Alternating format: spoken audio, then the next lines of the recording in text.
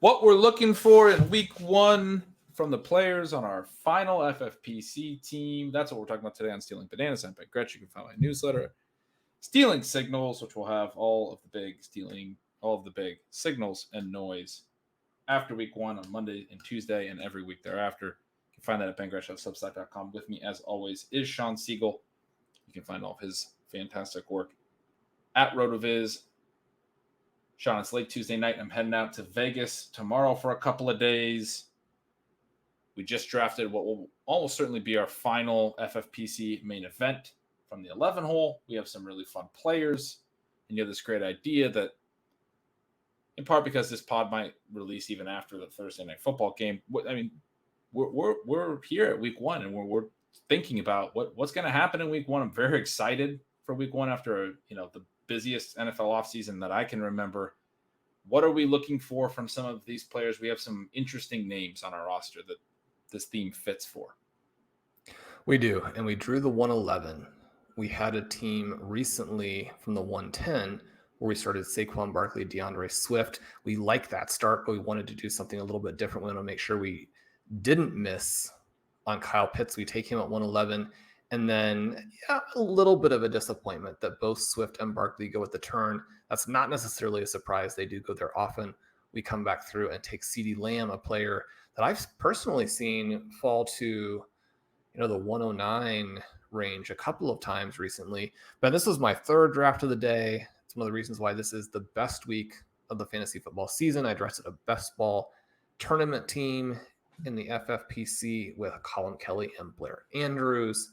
I drafted an FBG team with one of the two listeners of our contest, Jonathan. That was a lot of fun. We had the 107 and started Saquon Barkley. Pitts almost came back, but didn't quite. We actually passed on CeeDee Lamb and took DeAndre Swift, who fell. So that was also a Barkley Swift team. But to reiterate, we started Kyle Pitts, CeeDee Lamb, very high on Pitts. We also take Tyler Algier late after he falls a little bit. One of the reports this week talks about how Damien Williams could be maybe not just the number two, but maybe the clear-cut number two, at least early in the season. His claim to fame is a brief stretch of stardom with the Chiefs in the reality playoffs before the pandemic season, which kind of derailed his career, unfortunately, but he's going to get another chance to perhaps play the Mike Davis role. So that kind of starts us out on this path of talking about what we're looking forward to seeing in week one, specifically maybe some teams that we have a lot of exposure to. The Atlanta Falcons are one of those teams. They have Marcus Mariota. He looked sharp in the preseason. He's going to have to play well throughout, it seems like, to hold off Desmond Ridder, a player they're getting ready to probably have that midseason audition unless the Falcons are better than expected. But the Falcons could be a lot of fun. They have Kyle Pitts. They also have Drake London. These are two of my highest exposures. I think the offense will run through those two players. They play in a dome. It could be a better offense for fantasy scoring or for reality scoring, which then translates into fantasy, than I think a lot of people are giving it credit for. But there are a lot of ways that this team could go. I might be more interested in the Falcons than most people are based on the way that I'm playing it, but the Marcus Mariota comeback would be a really good story in general. It'd be a great feel-good story because he's one of the NFL's true gentlemen, at least it seems like. Am I too enthusiastic here? Is this one of the teams that you can't wait to see on Sunday?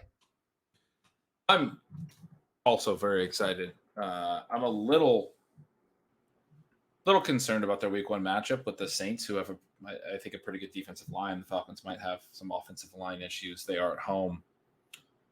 It would be awesome to see them play particularly well against the Saints. But even if they don't, I don't think I'm going to be necessarily out on them after week one. I mean, I basically share all of your enthusiasm for the long term. But maybe they aren't a team that I'm going to make strong conclusions on in week one. I'm going to be a little bit understanding of. The key element for me is if they do get into, I think they're about 5.5 point underdogs. If they do get into a situation where they're down, say, double digits at some point, Do they play fast? Do they throw a little bit? Those are things that the market has been very low on the possibility of. So any indication that that's a possibility with Mariota under center would be, I think, pretty exciting, obviously, for what that can mean throughout the season. But yeah, I mean, I'm definitely excited to see them. I guess I'm cautiously optimistic and not going to write them off if they have some early struggles either. This isn't a team to make snap judgments on after week 1. Right. Yeah. But there are some teams, speaking of snaps, and some players that, I don't know. I mean, we're not going to make a lot of snap judgments after week 1, but there are some players that we drafted on our team that I'm super excited to learn about their roles in week 1. We wound up getting Romeo Doubs in round 11. I thought he was a really perfect fit for this idea that you had. We took Ronald Jones again, Sean, in round 20. The Chiefs backfield is one that when you talk to first kind of threw this idea at me about what we might be looking for in week 1. I mean, the first thing that comes to my mind is who's going to be inactive in the Chiefs backfield, if anyone. How are the touches going to split? Are they going to rotate? You know, I think everyone right now is expecting Ronald Jones is going to be inactive. It's going to be CEH first, Pacheco second, or at least this is sort of based on the market over the last week or two, and maybe some Jerick McKinnon. McKinnon might look like the distant third, sort of just a passing down type player. Anything that's not what I just described is going to be very interesting. If it happens that way, are all of the backs outside of Jones overpriced? Could it be something where Jones is inactive in week 1, and yet he's also the player that you would actually have wanted to make the bet on? Because until he gets cut, which is always a possibility, then those other players, not necessarily in a position to establish themselves, once he gets out there, he could still really take the reins. I think that CEH specifically needs to get a big chunk of the workload in order to justify his draft position. If he starts out already in a committee, that's pretty devastating for him. Pacheco, I think, a guy who has fallen in the last week, an interesting bet at these new prices. Jerick McKinnon, a fantastic play. One of the reasons the Chiefs are interesting, Ben, is that they have been so good. And this year is so much fun, not just because of the overall turnover, but turnover even within these elite offenses, the offenses the fantasy managers want to create a lot of exposure to. The Kansas City Chiefs are not just a question mark at the running back position, but a big question mark in the passing game. We don't have Sky Moore on this team, but we have him a lot. The prices have gotten a little bit more affordable, but are still aggressive if he starts out as the clear-cut fourth receiver. Now, the saving grace for him is that out of the 4 guys, he's the receiver who can withstand that, because you would expect his role to grow. Anybody else becoming the clear fourth receiver for the Chiefs sort of right off the bat. And I mean, I think that really hurts them from a fantasy perspective. One player who does still go relatively early, considering his track record, is Nicole Hardman. If he doesn't have a week 1 role with the new players being involved, with the injury or the knee swelling that Juju has struggled with, I mean, if Hardman is going to have a role, it should be early. So we have question marks there that are a lot of fun. And then you mentioned the Green Bay Packers. We'll also talk about the Buffalo Bills. And we're talking about 3 of the very best offenses of football. And outside of Stephon Diggs with the Bills, those 3 offenses, they just have so many targets available, so much room for different players to jump up. And the great thing about having rookies is that they do give you that wiggle room. If you haven't drafted them in the first 5 or 6 rounds and they don't hit in week 1, then you're like, okay, I mean, I can be patient here. But if they do hit, man, you just feel like you've already gotten off to such a great start. How are you looking at Doubs there, especially now that we've gotten some news that maybe Allen Lazard isn't completely healthy? Well, I think what you said about Sky Moore is sort of a perfect encapsulation of how I'm looking at Doubs. I won't be concerned if he doesn't play particularly a lot. It'd be slightly concerning if Lazard doesn't play a lot and Doubs isn't even rotating in, for example, but it does seem like he would to some degree. But yeah, the whole season will be in front of him in terms of potentially earning more playing time. So, It's what you just said. If he's playing a lot, then that's great. You feel like you already hit. You feel like you already have a player that's an every down player that has potential skill upside in an Aaron Rodgers offense. That would be fantastic. If he's not, you still have some wiggle room. I want to tack on a thought onto your Chiefs backfield points as well, where even if Rojo, you kind of asked at the beginning of that, like if he is inactive, what, does that still make him sort of the guy to have? It will be really interesting to see how effective the running game is, because I think CEH and Pacheco and the rest of them will need to get off to a fast start. I look at what might happen there as somewhat similar to what happened in Baltimore last year, where I think the first 4 weeks they had a different back inactive every week. I think between Le'Veon Bell, who was a little bit of a late joiner, but Latavius Murray, Devonta Freeman, and Tyson Williams, they were rotating. Williams was the one that kind of did well in the first couple of weeks, but then they made him inactive like week 3. It was like they were just giving everyone a turn being inactive and going with different sets of 3 backs to get a look at all of them over the first month.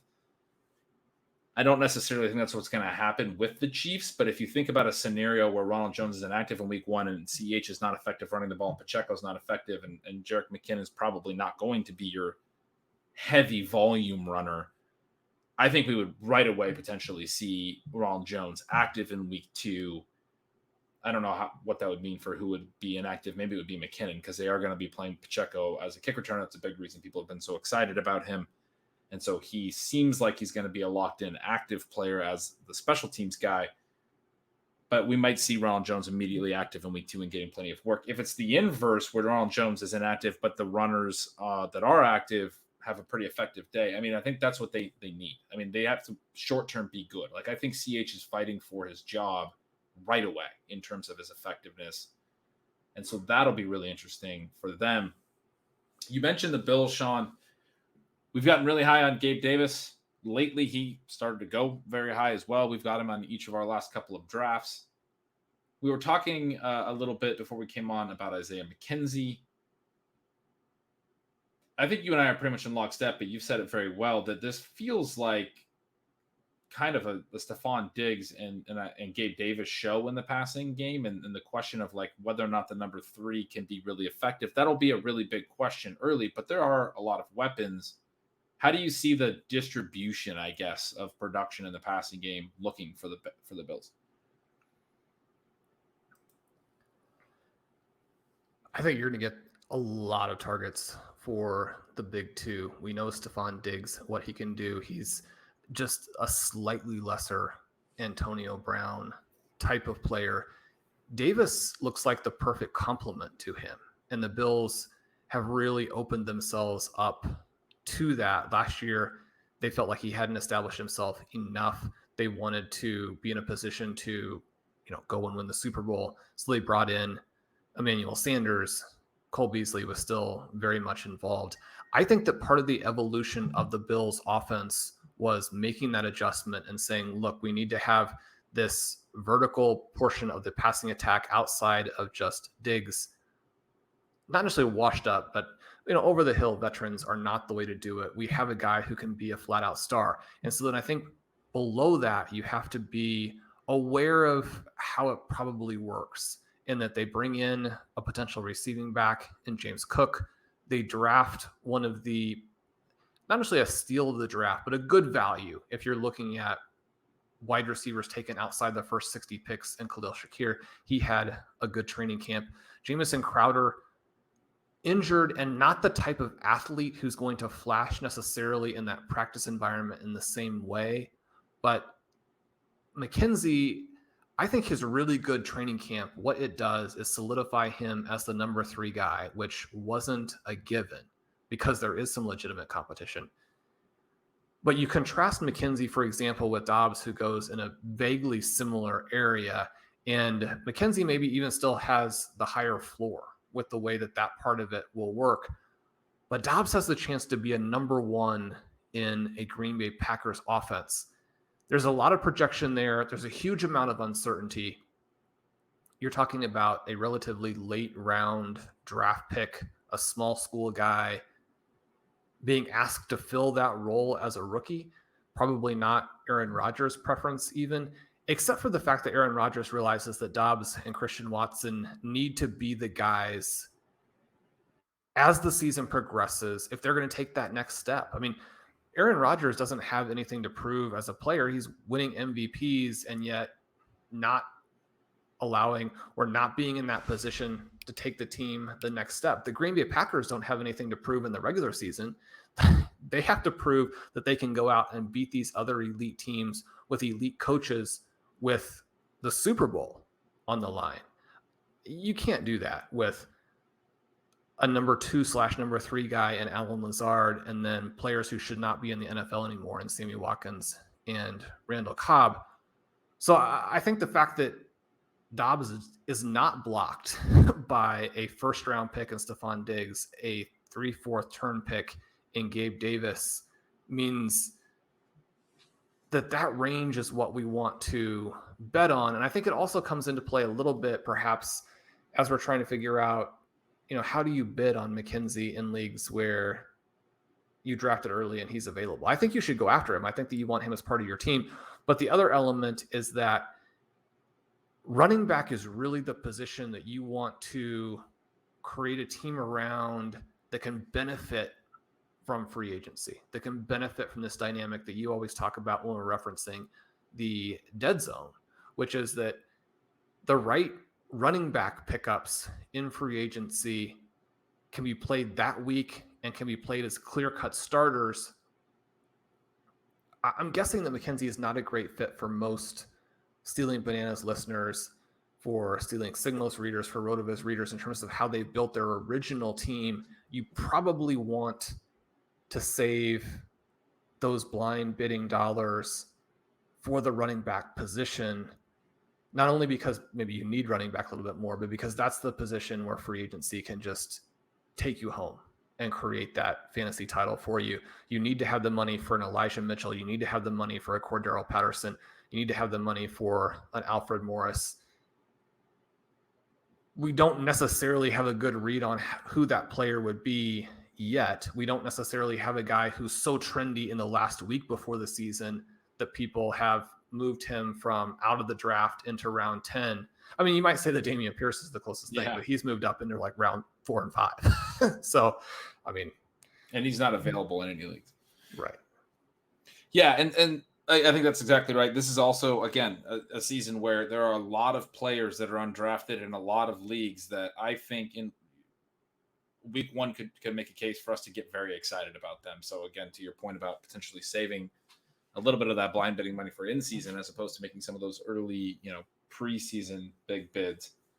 I do think there's a case for that, because I do think we're going to have some outcomes week 1 in some of these uncertain spots that we go, oh, that's a guy we should have been drafting a lot of. Like you said, there's not really clear targets in that mold right now, but there are a lot of options at the ends of every draft. And there's a lot of guys that I can definitely see cases for that we don't even necessarily draft. I think we've gone far enough without saying the rest of the team, though, Sean. From the 11 hole, we went Kyle Pitts, CeeDee Lamb, Gabe Davis, Jalen Waddle, Breece Hall as our anchor running back at the 5'11", Elijah Moore, Davonte Smith, Treylon Burks. Devin Singletary was our second running back at the 9'11", Rondelle Moore, Romeo Doubs. A very wide receiver-heavy draft. 8 in the first 11 picks, Hall and Singletary, and then Pitts, obviously, in the first round, the only non-receivers. And then we were done at receiver. From then on, we went Gerald Everett as our tight end 2, Tyler Algier, Justin Fields. We grabbed Amir Abdullah, only our second non-rookie running back, our 4th running back overall, Noah Fant, Tyler Bass, Denver D. And then with our last 2 picks, we figured we should at least get a 5th and 6th running back, Ty Chandler and Ronald Jones. A few more players here that we're really looking for the week 1 role. You mentioned that Damien Williams might be the clear-cut number 2 in Atlanta, but we're certainly interested to see if Tyler Algier plays at all. Maybe it's a little bit of a 3-way split. Maybe he's actually more involved than expected. But higher up, we got the 2 Jets. Breece Hall, how much does he play? What is this split like with Michael Carter, Elijah Moore? What does the receiving situation look like with the Jets? We're obviously taking Garrett Wilson in a ton of drafts as well. I'd love to see those 2 as their 2 receivers and 2 receiver sets. It's possible we'll see Corey Davis in a lot of those situations. Very interested to see how the Jets routes go. But then another guy here that we took, we you mentioned while we're drafting, he's a guy that we feel like we're missing on too much, but then you go look at the exposures and do still have a ton of him. Rondelle Moore, I want to see routes down the field. I don't even care if he doesn't get the targets. I just want to see him running routes 10 yards past the line of scrimmage at least a few times, right? Hopefully also earning some targets. And if we get that, his profile is going to look great. That's going to be a huge key for me in week 1 with Rondelle.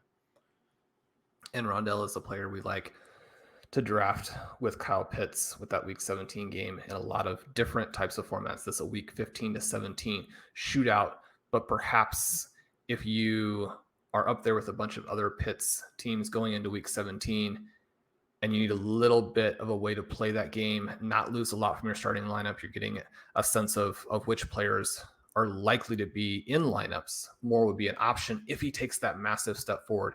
He's a player where next year, if you said he was being picked in round 3, I don't think that's that difficult to believe, but you do want to see it. That's going to be one of the great things about week 1 is, did the Cardinals actually make some of these adjustments? There was a lot of turmoil there in the offseason, all the things with Kyler Murray and his maybe borderline immature behavior, or maybe just it's a contract issue, right? But now they seem like they're together. They've added a ton of talent, but a ton of talent that has either struggled with suspension or injury. So it's very open-ended as to who plays. Trey McBride, a player we draft in round 20, just almost all of the time, he could be a big part of what happens in week 1, or he might not even see the field very much. So a lot of different things we could see, again, with another team that is high-powered and has been a good team. Now, the Cardinals did fade significantly down the stretch last year. As someone who lives in Tucson and is an Arizona Cardinals fan, I'm excited to see what they look like. Is it the team that they appeared to have through the first half of last season, a real Super Bowl contender, or is it the team that was not even remotely playoff worthy by the end? How much can they do without DeAndre Hopkins out there? Did the trade for Marquise Brown and this supposed new package, you read a lot that they know they made a mistake last year with Rondelle Moore. They're going to have him more involved. They have a specific plan to get him more involved. But what is that plan? We don't really have a sense of that yet. The Cardinals didn't use their guys in the preseason games in any way, shape, or form that you would be able to get a read off of that. There are so many other spots, too, as I look through this draft and look around the league, that are going to be so much fun to watch in week 1 and week 2. You know, Benjamin, a guy we take a ton. How much is he, or how clearly is he the number 2? Is he the number 2? Just basically every rookie. How much are they playing? Raheem Mostert, a guy we started to take a lot of. How much is he playing in the backfield? So, I mean, backfields, rookie playing time. And then there's stuff like, are the Eagles going to throw enough for A.J. Brown to be the, top 5 wide receiver that he deserves to be? It's going to be an absolute blast. I can't wait for week 1.